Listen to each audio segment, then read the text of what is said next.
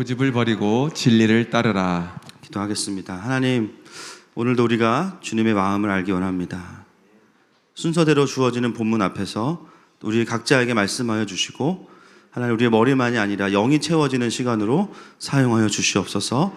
또 처음 이곳에 와서 예배하는 지체들에게 또 큰 은혜를 부어주시고, 낯설미 아니라 주님과의 친밀함으로 누리는 시간으로 축복하여 주시옵소서. 예수님의 이름으로 기도합니다. 아멘. 우리가 지난주에는 예수님은 살리는 심판자이시다, 기억나시죠? 그리고 하나님은 누구에게 권세를 주시냐면 살리는 삶을 사는 자들에게 권세를 주신다라는 것을 나누었습니다. 오늘은 본문의 내용이 좀 많아서 바로 본론으로 들어가겠습니다. 오늘 30절은 그 이어서 예수님께서 유대인 종교 지도자들에게 하시는 메시지를 보도록 하겠습니다. 자, 30절 말씀 같이 보겠습니다. 시작. 내가 아무것도 스스로 할 수 없노라. 듣는 대로 심판하노니 나는 나의 뜻대로 하려 하지 않고 나를 보내신 이의 뜻대로 하려 함으로 내 심판은 의로우니라. 성부 하나님은 예수님께 심판의 권세를 주셨습니다. 그래서 우리가 또 적용했던 게 뭐냐면, 하나님 우리에게도 심판자로서는 아니지만 이 땅 가운데 하나님의 통치를 풀어내는 권세를 주셨어요. 아멘이십니까? 그런데 또 한 가지가 오늘 이제 나오는데요. 그 권위를 부여받은 예수님이 어떻게 하셨냐면, 이제는 내가 권세를 받았으니까 내 마음대로 할 거야가 아니라 계속해서 하나님 아버지의 마음과 뜻을 구하신다는 거예요. 오늘 30절에 보니까 듣는 대로라고 나오는데, 이 듣는 대로가 현재형입니다. 그러니까 한 번만 듣는 게 아니라 동작의 계속과 반복을 의미해요. 하나님께서 부여하신 심판의 권세를 사용하시면서 어떻게 하냐? 계속해서 하나님 아버지의 뜻을 들으신다는 거죠. 그래서 심판자로서 예수님은 하나님의 권세를 위임받으러만 끝난 것이 아니라 자기에게 권세를 주신 하나님 아버지의 마음과 뜻을 알기 위해서 하나님께 더 집중하셨다는 겁니다. 그래서 예수님은 나의 심판이 의로운 것은 나의 뜻대로 하는 것이 아니라 하나님 아버지의 뜻대로 하기 때문에 의로운 것이다. 이것이 오늘 30절에서 예수님께서 말씀하시는 포인트입니다. 제가 짧게 풀어드리면, 예수님 안에는 어떤 메시지가 있냐? 내가 오라, 이게 아니라 하나님이 오라. 내가 옳은 것이 아니라 하나님 아버지가 오라. 여러분, 근데요, 충격적인 건 뭐냐면 예수님은 원래 옳으세요. 아멘이십니까? 예수님이 내가 틀릴지도 모르니까 성부 하나님의 뜻을 구해야지, 이게 아니라 예수님 자체가 하나님이시기 때문에 의로우세요. 근데 예수님은 그럼에도 불구하고 자신의 의로움을 의지한 게 아니라 자기에게 권세를 맡기신 하나님께 전적으로 모든 판단을 드립니다. 그래서 한 번만이 아니라 계속해서 하나님의 뜻을 구하시는 삶을 사셨어요. 그것이 예수님께서 가지고 계셨던 의로움의 기준입니다. 여러분, 그렇다면 이 땅에서 하나님의 통치를 풀어가야 되는 자들, 여러분, 우리가 주님 오시기 전까지는 이 세상은 계속 망가지고 있습니다. 맞죠? 그러나 만물을 붙들고 계시기 때문에 그 상황 속에서 이 땅 가운데 사명을 따라가고 통치를 풀어가야 되는 우리들은 어떻게 살아야 되는가? 우리도 동일하게 하나님의 권위를 부분적으로 위임받은 사람으로서 예수님처럼 하나님의 음성을 듣고 더 그분께 의존해야 됩니다. 여러분, 우리가 회사에서 어떤 직책을 맡는다는 것이 무엇을 의미할까요? 이제 내가 부장이고 부서의 장이고 내가 오너니까 내 마음대로 할 거야. 물론 경영방침은 그렇게 할 수 있습니다. 그러나 하나님께서 세우신 자리라는 것을 믿는 그리스도인들이라면 우리는 어떻게 해야 됩니까? 그 권위를 주신 궁극적인 하나님의 음성을 들어야 되죠. 여러분, 회사를 가도요, 때로는 우리에게 어떤 권위가 주어져요. 진급을 하면. 때로는 회사의 방향과 방법이 내가 하고자 하는 방향과 다 똑같아요? 아니면 많이 틀려요? 많이 틀립니다. 특히 우리에게는 김 부장님이 계시잖아요.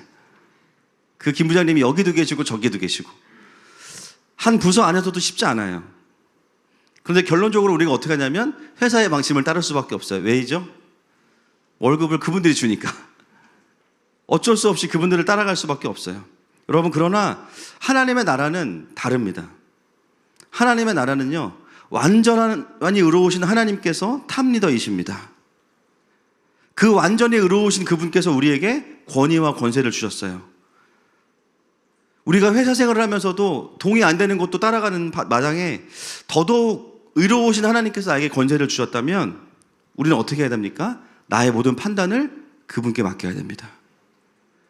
내가 위임받은 거, 타이틀에 관심을 두는 것이 아니라 내가 그 자리에서 들어야 될 분명한 하나님의 뜻과 하나님의 기준이 있습니다. 그리고 그 뜻을 따라 역할을 하는 것이 직장으로, 가정으로 우리를 부르신 하나님의 부르심이에요. 여러분, 에덴 동산에서 아담이 놓친 것이 바로 이것이죠. 하나님은 아담 부부를 에덴 동산 전체의 관리자로, 청지기로 부르셨어요. 그러나 아담이 실패한 것은 무엇이냐면 계속해서 하나님의 음성을 듣는 것에 있어서 실패했습니다. 그가 하나님의 음성을 듣지 않고 사단의 음성을 듣게 되었을 때 어떻게 됐어요? 에덴 동산에서 쫓겨날 수밖에 없었죠. 죄를 지었기 때문에. 결국 자신의 위임받은 권세마저도 빼앗기게 된 겁니다. 자, 창세기 1장 28절 말씀 같이 한번 보겠습니다. 시작. 하나님이 그들에게 복을 주시며 1장 28절입니다. 네, 한번 읽어주시면 감사하겠습니다. 하나님이 그들에게 복을 주시며 하나님이 그들에게 이르시되 생육하고 번성하여 땅에 충만하라. 땅을 정복하라. 바다의 물고기와 하늘의 새와 땅에 움직이는 모든 생물을 다스리라 하시니라. 아멘. 원래 하나님이 천지를 창조하시고 인간에게 주셨던 사명입니다. 근데 이게 노아의 홍수가 끝나고 나서 한번 하나님이 싹 정리하시고 나서 다시 노아에게 똑같은 명령을 주세요. 창세기 9장 1절입니다. 9장 1절 시작. 하나님이 노아와 그 아들들에게 복을 주시며 그들에게 이르시되 생육하고 번성하여 땅에 충만하라. 여러분, 좀 아까 읽었던 창세기 1장 28절과 유사하지만 빠진 게 있습니다. 어떤 부분이 빠졌냐면 다시 한번 창세기 1장으로 한번 가주세요. 네. 자, 보세요. 눈으로 한번 싹 보십시오. 동사를 중심으로 보면 틀린 그림을 찾으실 수 있습니다. 자, 9장으로 다시 넘어가겠습니다. 자, 뭐가 빠졌습니까? 그렇죠. 정복하고 다스리라가 빠졌어요. 타락하기 이전에 인간에게 하나님은 권세를 주셨는데요. 타락한 이후에 인간에게는 정복하라와 다스리다가 빠져 있어요. 물론 창세기 9장 2절 이하에 보면 모든 동물들이 너희를 두려워할 것이다 라고 되어 있지만 그것은 창세기 1장에서 말씀하셨던 권세보다는 굉장히 협소해진 의미입니다. 심지어 여러분, 이것이 우리에게 와닿지가 않죠. 동물들이 우리를 두려워한대. 여러분, 요즘 어떤 시대입니까? 자식보다 개가 더 소중한 시대입니다. 물론 우리가 강아지 학대하면 안 되죠. 그러나 자식 밥은 안 줘도 고양이 밥은 줘야 돼. 동물들이 우리를 두려워합니까, 여러분? 바퀴벌레 어때요? 너무 두렵죠. 제가 아는 분들이 바퀴벌레 나오면요, 막 한 통 다 써, 막 익사시켜요. 이거는 살충제가 익사야, 익사. 바퀴벌레 한 마리당 한 통씩 씁니다. 과연 누가 누구를 두려워하는 것인가? 더 강력한 존재, 쥐. 거의 6.25 전쟁 납니다. 죄의 권세를 두려워해야 되는데 쥐의 권세를 두려워하겠어요. 군대 귀신은 안 두렵지만 쥐는 두려워. 이미 우리에게는 이미 이 타락한 이후의 삶을 살아가는 우리의 인생에서는 기본적으로 권세가 잃어버려진 채로 태어났어요. 근데 이것이 언제 회복됐는가? 예수님의 복음 사건을 통해서 다시 우리에게 권세가 회복됐어요. 할렐루야. 다만 그것이 믿음으로 하나님의 형상을 회복하는 것과 함께 권세의 회복도 있어야 됩니다. 이게 신앙생활이죠. 물론 진리의 전쟁을 통해서 일어나야 되지만 결국은 이 삶이 우리 가운데 있어야 되는 거예요. 여러분, 우리 가운데 공동체에 속한 모든 지체들 안에 복음으로 인한 권위의 회복이 있기를 선포하고 축복합니다. 그래서 하나님 나라의 리더십은 어떤 사람이냐? 세상을 향해서는 독립적이어야 돼요. 그러나 하나님을 향해서는 계속해서 듣는 자리에 있는 사람들이 크리스찬 리더들입니다. 여러분들이 혹시 회사에서 대표이거나 사장님 계십니까? 때로는 직원들이 내 권위를 무시한다고 분노할 때도 있으시죠. 물론 권위를 잘 인정해 드려야 됩니다. 그러나 먼저 우리가 해야 되겠어요. 내가 나의 그 기업체와 회사를 놓고 하나님 앞에 얼마나 엎드리고 있는가? 내가 직원들을 위해서 얼마나 하나님의 음성을 듣고 있는가? 그 회사를 향한 하나님의 전략과 지혜를 하나님 앞에 온전히 구하고 있는가? 하나님을 향한 의존은 없지만 내 권위를 무시했다고 분노만 한다면 우리는 세상에서 말하는 리더들과는 크게 다르지 않은 또 다른 리더가 되는 겁니다. 여러분, 가정에서 가장이십니까? 가장으로 먼저 가족들을 위해서 내가 얼마나 하나님 앞에 엎드리고 있는지를 돌아볼 수 있으면 좋겠습니다. 내가 아빠인데 날 무시하네. 내가 아빠인데 내 의견을 들어주지 않네. 물론 서운할 수 있죠. 그러나 그 전에 먼저 해야 될 거, 내가 아내와 자녀들을 위해서 얼마나 하나님 앞에 머물러 있는가. 여러분, 예수님은 이미 스스로 의로운 분이십니다. 근데 그 예수님마저도 자기를 신뢰하지 않으셨어요. 계속해서 하나님의 음성을 들으면서 뭔가 판단하고 결정해야 될 때마다 현재형으로 하나님의 음성을 들으시면서 주신 권세를 사용하신 분이 예수님이십니다. 여러분, 오늘 30절의 말씀은 47절까지 전체를 해석해주는 관통하는 키와 같습니다. 핵심은 이거예요. 내가 오라가 아니라 하나님이 오르시다. 그리고 나서 31절과 32절 말씀 같이 보겠습니다. 시작. 내가 만일 나를 위하여 증언하면 내 증언은 참되지 아니하되 나를 위하여 증언하시는 이가 따로 있으니 나를 위하여 증언하시는 그 증언이 참인 줄 아노라. 이 31절부터는 이제 어떤 구조냐면요, 3명의 증인이 등장합니다. 예수님께서 3명의 증인을 등장시키는데 왜 그러냐면 유대인들이 어떤 그 판결이나 어떤 송사를 할 때요, 가장 권위 있는 증인이 3명이에요. 그래서 유대인들이 쓰는 그 변론하는 구조를 가지고 예수님은 예수님에 대한 이야기를 하시는 거예요. 근데 그 3명의 증인이 누구냐? 증인일들을 보면 강력하죠. 세례 요한, 하나님 아버지, 모세입니다. 증인들이 어마무시해요. 모세는 구약을 시작한 사람, 세례 요한은 마지막 문을 닫은 사람이죠. 그 사이에 성부 하나님, 이 세 증인이 등장하면서 예수님이 누구신지에 대해서 이야기합니다. 놀라운 것은 뭐냐면 그럼에도 불구하고 이 유대인 종교 지도자들은 예수님을 인정하지 않는다는 것이죠. 여러분, 우리가 30절을 잘 이해하면 유대인들의 문제가 무엇인지 알아요. 예수님은 내가 옳은 것이 아니라 하나님이 오라 하였죠. 유대인들은 어떻습니까? 반대인 거예요. 하나님이 옳은 게 아니라 누가 오라요? 내가 오라. 결국 오늘 예수님은 유대인들을 혼내키러 오신 게 아니라 38년 된 병자를 찾아가신 것처럼, 사마리아 여인을 찾아가신 것처럼 결국 유대인 종교 지도자들에게 와서 너희들 안에 어떤 메시지가 있는지 봐라.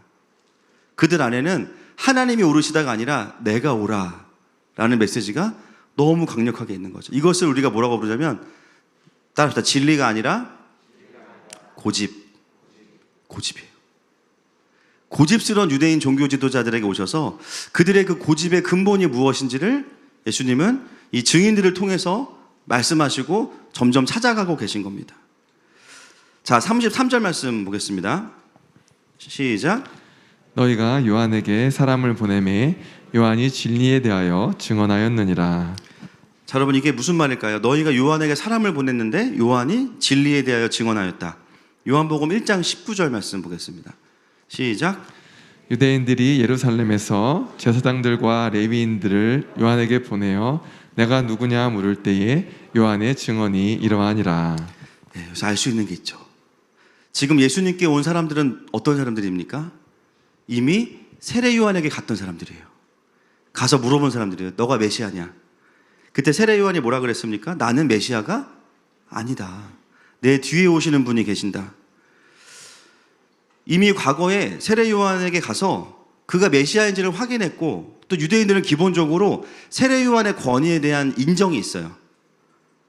근데 문제는 뭐냐면 세례 요한이 했던 가장 핵심 메시지가 뭡니까? 예수님이 메시아다라는 거예요. 근데 놀라운 것은 그 전까지는 다 인정해요. 정작 들어야 될 복음은 받아들이지 않습니다. 요한복음 1장 36절 말씀 보겠습니다. 시작. 예수께서 건의심을 보고 말하되 보라 하나님의 어린 양이로다. 세례 요한은 계속해서 예수님을 바라보면서 하나님의 어린 양이라고 이야기했습니다. 그러나 유대인들은, 유대 종교 지도자들은 세례 요한의 권위를 부분적으로만 인정하고 진짜 들어야 될 복음은 듣지 않았던 거예요. 자, 34절과 35절 가겠습니다. 시작. 그러나 나는 사람에게서 증언을 취하지 아니하노라. 다만 이 말을 하는 것은 너희로 구원을 받게 하려 함이니라. 요한은 켜서 비추이는 등불이라. 너희가 한때 그 빛에 즐거이 있기를 원하였거니와. 여러분, 예수님은 오해하지 않도록 말씀하고 계시는 게, 내가 나를 증명하는 게 목표가 아니다. 나는 이미 증명됐다. 할렐루야. 예수님은 우리의 인정을 받으려고 사역하신 게 아니에요. 지금 이 증인들을 등장시킨 이유는 누구 때문이냐면 유대인들에게 복음을 설명해 주시기 위해서요. 너네가 그토록 신뢰하는 세례 요한과 모세와 성부 하나님이 다 나에 대해서 이야기하고 있다. 오랫동안 말씀을 가르치면서 왜 이것을 깨닫지 못하느냐? 이것에 대해서 변증하고 계신 거죠. 자, 36절 가겠습니다. 36절 시작. 내게는 요한의 증거보다 더 큰 증거가 있으니 아버지께서 내게 주사 이루게 하시는 역사, 곧 내가 하는 그 역사가 아버지께서 나를 보내신 것을 나를 위하여 증언하는 것이요. 또 하나의 증거는 뭐냐면 예수님께서 일으키시는 그 역사, 표적과 기사가 바로 강력한 증거라는 거예요. 이미 유대인들은 그 예수님의 표적과 기사를 다 보고 있는데요. 이들에게는 표적과 기사가 하나님의 아들이신 것을 인정하는 게 아니라 뭐였습니까? 다 정죄할 만한 근거들을 찾는 거죠. 38년 된 병자를 고치셨는데 기적이다 이게 아니라 안식일 날 일했어. 하나하나를 다 기록하고 있어요. 근데 여러분, 똑같은 표적과 기사를 보고 회심한 사람이 있습니다. 요한복음 3장에서 누굽니까? 2절 보겠습니다. 시작. 그가 밤에 예수께 와서 이르되 랍비여, 우리가 당신은 하나님께로부터 오신 선생인 줄 아나이다. 하나님이 함께 하시지 아니하시면 당신이 행하시는 이 표적을 아무도 할 수 없음이니이다. 여러분, 이 사람이 누구였죠? 니고데모였습니다. 유대인 종교 지도자들의 리더예요. 야, 너네 사장님은 와서 예수님 영접했어. 이 얘기하는 거예요. 이건 유대인이냐 이방인이냐 그 문제도 아닙니다. 이것은 사실 영적인 고집의 문제였던 거예요. 여러분, 하나님의 일하심 앞에서 정말 이거는 안 믿을 수가 없다. 믿음을 가질 수밖에 없다. 그럼에도 불구하고 하나님의 일하심을 보고도 고집을 꺾지 않는 사람들이 바로 유대인 종교 지도자들이었습니다. 그들 안에는 사실은 진리의 열매는 맺혀지지 않고 있는 거죠. 여러분, 진리 안에 있는 자들은 자유함이 있습니다. 아멘이십니까? 성장이 있고요, 생명이 있고요, 열매들이 맺혀져요. 그러나 비슷해 보이지만 고집 안에 있는 사람들에게는 생명의 역사가 잘 일어나지 않습니다. 제가 이번 주에, 지난주 토요일부터 이제 1월달 신년맞이 부흥회들을 여기저기서 하셔가지고 또 위드 코로나 이제 되면서 또 부흥회들을 많이 하시더라고요. 그래서 토요일 날은 서초동의 한복판에 있는 어떤 교회 가서 또 청년부 설교하고, 주일날 또 교회에서 설교하고, 월화는 또 북에서 온 우리 지체들 하늘꽃막교회 가서 이제 메시지를 전하고 왔는데요. 화요일 날 특히 우리 그 탈북민 졸업생들 애들 한 8명 정도를 이제 기도 사역을 해주면서 한 친구한테 물어봤습니다. 교회는 잘 다니냐 했더니 교회 잘 다니고 있다는 거예요. 요즘에 그런 얘기 듣기가 되게 어렵거든요. 그래서 주일날 이렇게 예배가 은혜가 있냐? 너무 은혜가 있다는 거예요. 새로운 사역자분이 북한에서 오신 분인데 너무 은혜가 되고 말씀을 너무 잘 전하신다는 거예요. 너무 궁금한 거예요.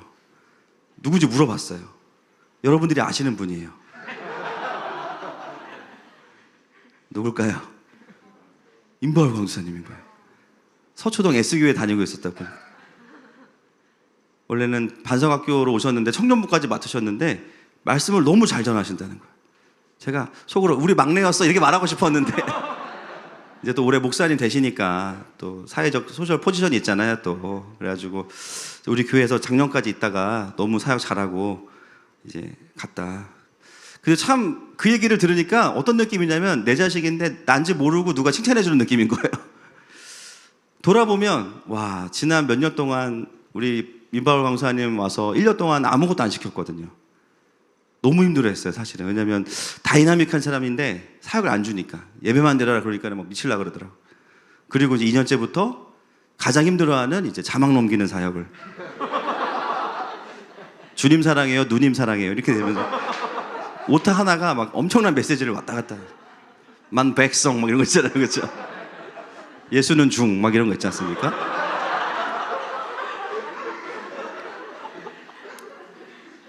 종교 통합이 일어났는데 갈 때까지 사실 그 부분은 좀 돌파가 안 되긴 했습니다. 그러나 사람이 다 연약한 게 있는 거예요. 해도 안 되는 게 있는 거고. 그러나 이제 설교는 저보다 잘하는 것 같아요. 갑자기 우리 임강사님이 그동안 시간이 쫙 눈앞에 펼쳐지면서 사실은 원래 우리 교회 오기 전에 다른 교회 가기로 했다가 또 우리 교회 오고 또 중간에 한번 가기로 했다가 못 가게 하고 그때마다 우리 박 강사님이 진짜 겸손하게 하나님 앞에서 자기를 탁 내려놓더라고요. 참 쉬운 일이 아닌데 자기의 스케줄과 또 말씀에 대한 관점들도 다 내려놓고 여기서 아주 그냥 스펀지가 그냥 물 빨아들이듯이 잘 훈련받고 참 그런 모습을 보니까 너무 자랑스럽더라고요. 여러분, 하나님의 그 진리 아래에서 성장하는 사람들의 특징은 자기의 주장보다 하나님의 말씀 앞에 겸손합니다. 오늘 유대인들의 모습은요, 사실은 진리이신 예수님이 앞에 있는데도 버팅기고 있어요. 진리이신 예수님 앞에서 고집을 부리고 있는 거예요. 여러분, 오늘 엄청난 직면이 사실 일어나는데 이 사람들 잘 바뀌지 않습니다. 그래서 예수님은 포기하지 않고 그들의 고집이 어디로부터 온 것인지를 계속 추적해서 더 깊은 뿌리까지를 찾아가세요. 자, 37절과 38절 말씀 보겠습니다. 시작. 또한 나를 보내신 아버지께서 친히 나를 위하여 증언하셨느니라. 너희는 아무 때에도 그 음성을 듣지 못하였고 그 형상을 보지 못하였으며 그 말씀이 너희 속에 거하지 아니하니 이는 그가 보내신 이를 믿지 아니함이라. 고집 가운데 있던 유대인들의 문제 두 번째는 뭐냐면 정작 그들은 하나님과의 관계 안에는 있지 않았다는 겁니다. 음성을 듣지도 못했고 그 형상을 보지도 못하였다. 그리고 말씀이 그들 속에 거하고 있지 않다. 그가 보내신 이를 믿지 않는다. 그들은 왜 하나님과의 관계 안으로 들어오지 않습니까? 간단합니다. 내가 옳으니까. 굳이 하나님의 판단이 필요하지 않은 거예요. 내가 옳고 내가 맞으니까 나는 판단하면 돼. 기도할 필요 없어. 하나님께 들을 필요가 없어. 여러분, 내가 틀릴 수 있다고 생각해야 다른 정보를 받아들일 수 있습니다. 맞습니까?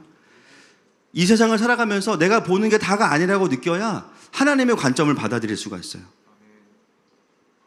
자신들이 옳다고 여기기 때문에 기도하고 하나님의 음성을 듣기보다는 스스로 판단하는 삶을 살아왔어요. 예수님 뭐라고 평가하시냐면 너희들 안에 말씀이 없다 이렇게 얘기하시는 거예요. 여러분, 이게 진짜 어떤 의미인지 아시겠습니까? 여러분, 누가 저에게 와서 목사님 안에 말씀이 없어요. 압니다. 그렇게 해주세요. 내가 뭐 반주자인데요. 와서 기초가 없어요. 이러는 거예요. 여러분, 유대인 종교 지도자들은요, 토라를 연구하고 말씀을 가르치는 사람들이고요. 예수님을 만나러 오기 전 오전까지도 어쩌면 성경 공부 인도하고 왔을 거예요. 문답을 하고. 그렇게 성경을 읽는데 예수님 뭐라고 말씀하시자면 너희들 안에 진짜 말씀은 없어. 공부 엄청 열심히 하는데 성적이 안 나오는 거랑 비슷한 거예요. 말씀을 읽고 가르치지만 정작 그 말씀이 증언하는 핵심이 무엇입니까? 여러분, 성경의 결론이 뭐죠? 따라합시다. 예수 그리스도. 예수님을 모른다는 거예요. 여러분, 유대인들의 고집이 어디로부터 오는 것인지 드러나고 있습니다. 그들은요, 어디에 속고 있냐면 자신들이 말씀을 많이 읽고 가르치고 있기 때문에 자신들이 옳다라는 주장에 빠져 있어요. 심지어 자기의 옳음이 신학적인 정당성까지 가지고 있습니다. 어떤 메시지냐면 나는 성경적이야. 나는 하나님의 뜻을 따라 생각하고 있어. 근데 예수님의 평가, 너희들 안에는 말씀이 없다. 나는 건강하다고 생각했는데 병원 갔더니 당장 입원하세요. 그러는 거예요. 보이기만 건강한 거죠. 당신 지금 속은 완전히 장기가 다 망가졌습니다. 지금 빨리 입원하지 않으면 큰일 납니다. 그들 안에 말씀이 없다는 예수님의 평가는요, 그들이 그동안 쌓아왔던 잘못된 신학에 대한 정당성을 다 무너뜨리는 겁니다. 처음부터 다시 해야 된다. 여러분, 성경을 성경대로 읽으면 어떤 결론이 나야 됩니까? 복음으로 결론이 나야 됩니다.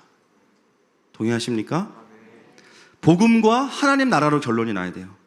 성경을 그렇게 읽었는데 결국 성경을 읽고 나서 하는 말이 세상 윤리, 사회 정의, 부자 되는 법, 세상에서 성공하는 법 등을 이야기한다면 죄송하지만 성경을 성경으로 읽으시지 않으신 거예요. 유대인들의 고집의 실체가 드러나고 있는 거죠. 본인들은 스스로가 굉장히 사리 판단이 분명하고 정확하다고 생각했지만 사실 그들은 오해와 고집 속에 살아가고 있습니다. 어떤 은혜의 각성이 오기 전까지는 스스로가 스스로를 속이는 구조 안에서 살아갈 수밖에. 그래서 이게 정말 무서운 거예요. 깨어나기가 너무 힘든 거예요. 자기가 자기를 스스로 속이니까. 43절 말씀 보겠습니다. 시작. 나는 내 아버지의 이름으로 왔음에 너희가 영접하지 아니하나 만일 다른 사람이 자기 이름으로 오면 영접하리라. 여러분, 진리 안에 있는 사람들은 어디로 가도 예수님께로 가는데요. 고집 안에 있는 사람들은 어떻게 가냐면 정작 영접해야 되는 예수님은 영접하지 않으면서 다른 사람이 자기 이름으로 오면 영접한대요. 이게 무슨 말이냐면 그 당시에 이 유대 사회에 예수님 말고도 자칭 메시아가 엄청 많았습니다. 그렇게 토라를 가르치고 말씀을 가르치는 유대인들이요, 이단과 잘못된 메시아가 막 일어났는데 거기 넘어가요. 막 너희들이 말씀을 안다고 하지만 너희들이 따르는 사람들은 내가 아니라 자칭 메시아들이다. 진짜 구원자인 예수님을 따르지 않고 다른 이단과 가짜 메시아들에게 거기에 너무 또 미혹이 잘 되는 거예요. 그들의 고집은 진리에 대해서만 고집스러운 것이지 다른 것에 있어서는 계속해서 미혹을 당할 수밖에 없는 신앙생활을 하고 있다는 거죠. 42절 말씀, 정말 가장 충격적인 진단이 여기서 이제 내려지죠. 42절 시작.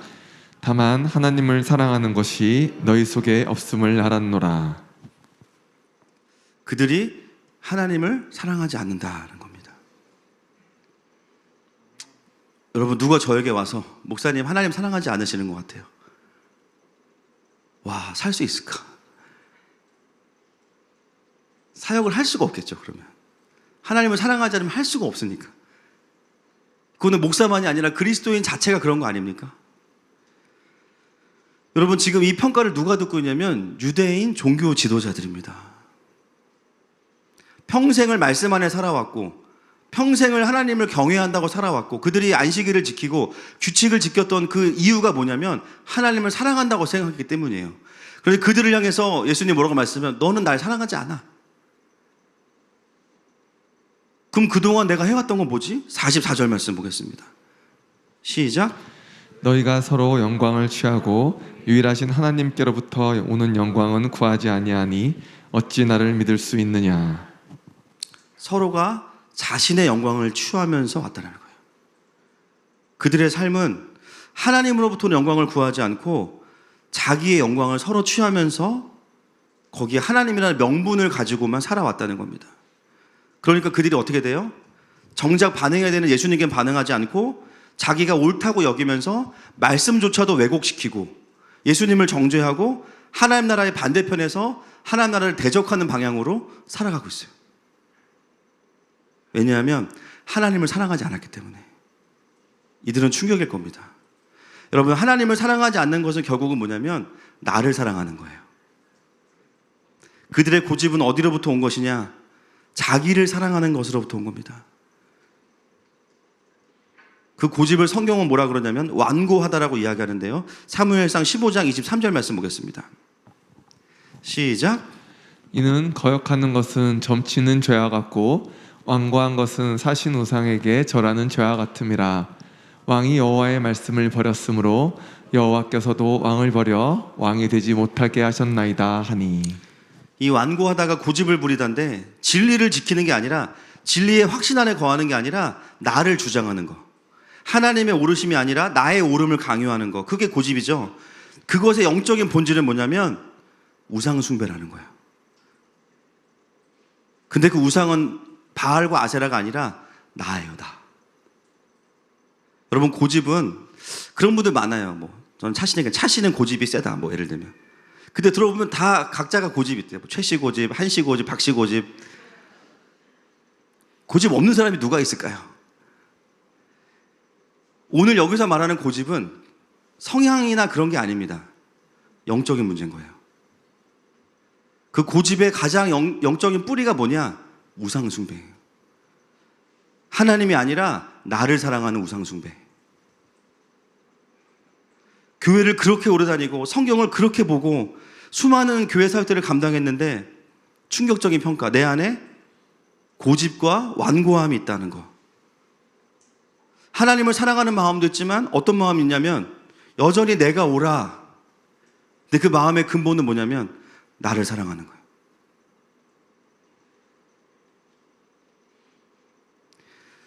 그래서 어떻게 느껴지냐면요. 내가 옳으니까 항상 문제가 생기면 누군가는 틀려야 돼요.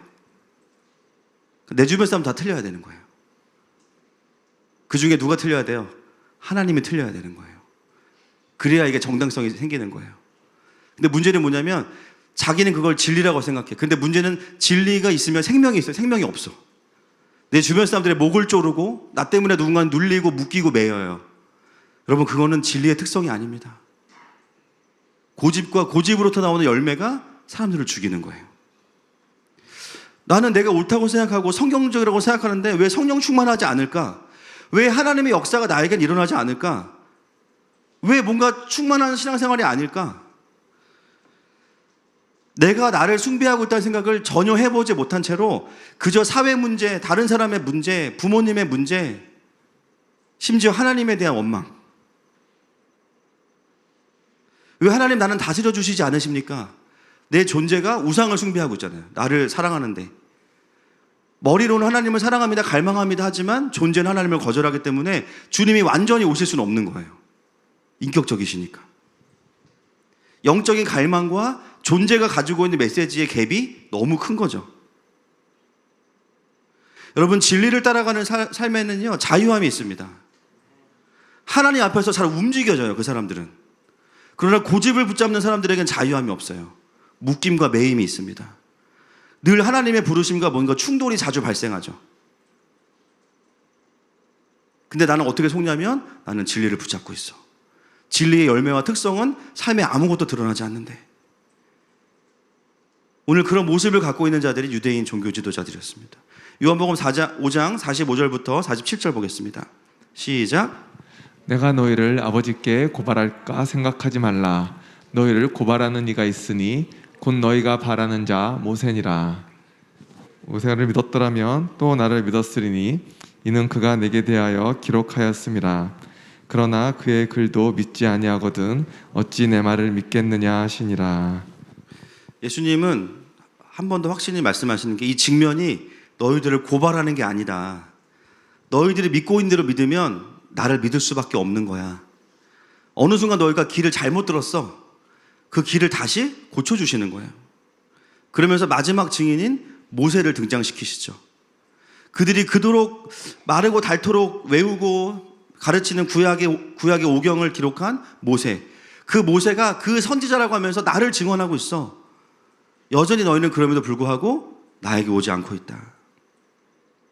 결국 유대인들은 진리에 붙잡힌 사람들이 아니라 자신들을 우상 숭배하는 고집에 붙잡혀 있는 상태로 하나님은 그냥 명분일 뿐인 상태로 살아온 것이죠.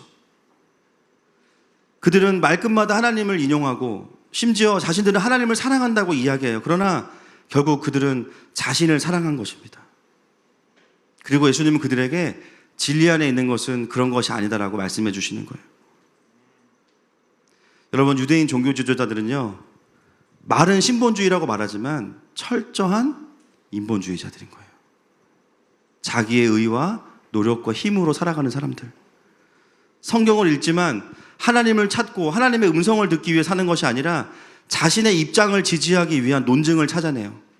자신의 신앙을 해명하기 위해서만 성경을 읽습니다. 그들은 하나님을 사랑한 게 아니라 하나님에 대한 자기들의 생각과 사상을 사랑한 겁니다. 그러니까 성경을 읽는데 하나님을 읽는 게 아니라 자기 생각을 계속 확인하는 거예요, 그냥. 여러분, 이것이 정확하게 우리가 싸우고 있는 기독교 인본주의의 핵심입니다. 여러분, 기독교 인본주의가 왜 무서운지 아세요? 그냥 인본주의는 처음부터 하나님을 전제하지 않으니까 헷갈릴 게 없어요. 아, 하나님을 모르면 이렇게 생각할 수 있지. 기독교 인본주의가 무서운 건 뭐냐면 겉은 다 하나님인데요, 속은 다 사람이에요. 이게 진짜 무서운 거예요. 하나님을 말하는 것 같은데 결국은 사람을 주장합니다. 제가 요즘에 교회사에 대한 공부를 하면서 다양한 책들을 좀 보고 있습니다. 근데 어떤 책들은 도저히 끝까지 볼 수 없는 책들이 있어요. 찾아보면 다 기독교 인본주의자들이에요. 교회사라는 이름으로 책을 냈는데요. 그 안에 있는 내용은 뭐냐면 교회 안에 있는 세속사예요. 여러분, 교회사의 핵심은 뭐가 돼야 될까요? 그렇죠. 복음의 역사잖아요. 하나님께서 어떻게 이 죄 많은 인간들을 사용해서, 그렇게 부족한 사람들을 사용해서 교회를 만들어 오셨을까, 지금까지. 근데 그 책 안에는 온통 교회의 타락과 사람의 이야기만 가득합니다. 물론 우리가 그 인간의 타락들을 보면서 회개하고 반면교사를 삼아야 돼요. 그런데 이 책은 처음부터 끝까지 다 그냥 교회의 타락만 이야기합니다. 교회 안에 세속사죠. 그 속에서는 교회를 볼 수가 없어요. 인간의 죄성만. 여러분, 굳이 인간의 죄성을 보기에 책을 봐야 됩니까? 우리는 거울만 봐도 거울만 봐도 우리는 알잖아요. 그렇죠? 우리가 살아있는 게 은혜 아닙니까? 할렐루야. 근데 굳이 책을 교회사라는 이름으로 내면서 그 안에는 온갖 사람의 더러운 역사와 죄의 이야기를 가득히 그냥 쓰는 거예요. 정작 그 안에 교회가 없습니다. 인용하는 말씀들, 정의와 공의라는 말을 다 가져다 쓰지만 성경에서 말하는 원리와 맥락과는 전혀 달라요. 사람이 말하는 정의와 공의를 가지고 성경을 끌어다 씁니다. 더 분명한 것은 뭐냐면 그 책의 결론은 예수 그리스도가 아니에요. 그 책의 결론은 복음이 아니에요. 그 책의 결론은 뭐냐? 혁명과 개혁과 교회 해체. 구조를 뒤집는 게 답이다. 그리고 나서 실컷 사람을 욕하고 사람을 정죄하고 마지막에 복음이 아니라 그래서 바른 생각을 가진 우리들이 해야 된다. 이렇게. 사람을 부정해놓고 결론에 또 사람을 이야기해요. 여러분, 오늘 말씀에 뭐라고 이야기하냐면 예수님은 받아들이지 않으면서 다른 사람들이 자기의 이름으로 오면 영접한다 그랬죠. 정확하게 똑같습니다. 여러분, 제가 때로 설교하면 많은 분들이 오셔서 저한테 막 화내세요. 목사님, 저 일주일 삶을 다 아시죠? 제가 어떻게 압니까? 저도 바쁜데. 어떻게 한 설교가 이렇게 모두에게 적용이 될 수 있는 이유는 뭐냐면 우리 안에 공통적으로 있는 죄성에 대해서 제가 이야기하기 때문이에요. 그건 제 이야기이기도 합니다. 핵심은 뭐냐면 결국은 인간의 죄성이 있기 때문에 복음이 아니고서는 답이 없다는 거예요. 우리가 죄로 인해서 신음하며 살고 있기 때문에 예수님이 아니고서는 소망이 없다는 거예요. 여러분, 유대 종교 지도자들을 우리가 같이 열심히 지금 비판했죠. 근데 하다가 이게 안 돼. 왜냐면 난 돼? 어느 순간 그게 내 얘기가 됐어요.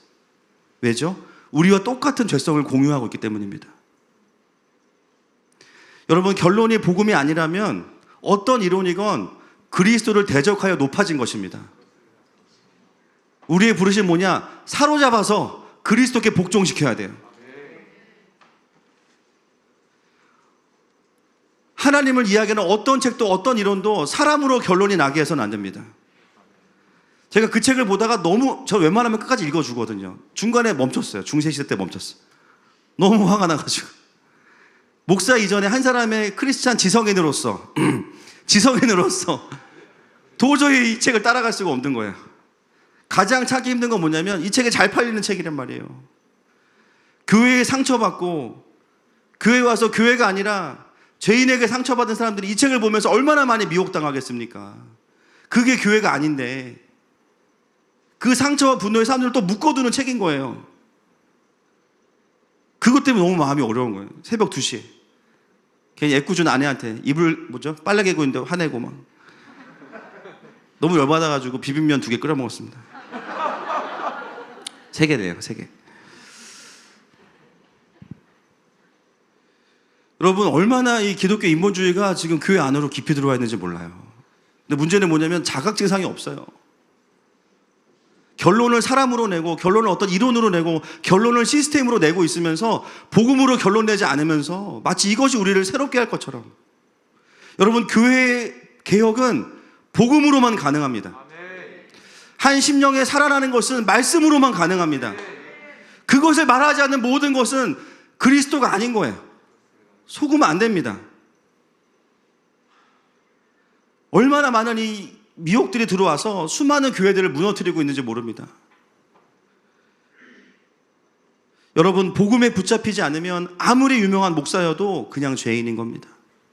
아멘이십니까? 아무리 내가 과거에 대단한 일을 하고 교회를 막 100개를 짓고 막 큰 역사를 일으키고 하나님이 하신 거잖아요. 맞습니까? 내가 한 거 아니에요. 아무리 그랬어도 성령님께 사로잡히지 않으면 우리는 무슨 짓을 할지 몰라요. 아무리 크고 부흥하는 교회라도 그 조직이 세상의 희망은 아닙니다. 예수님이 세상의 희망이시죠.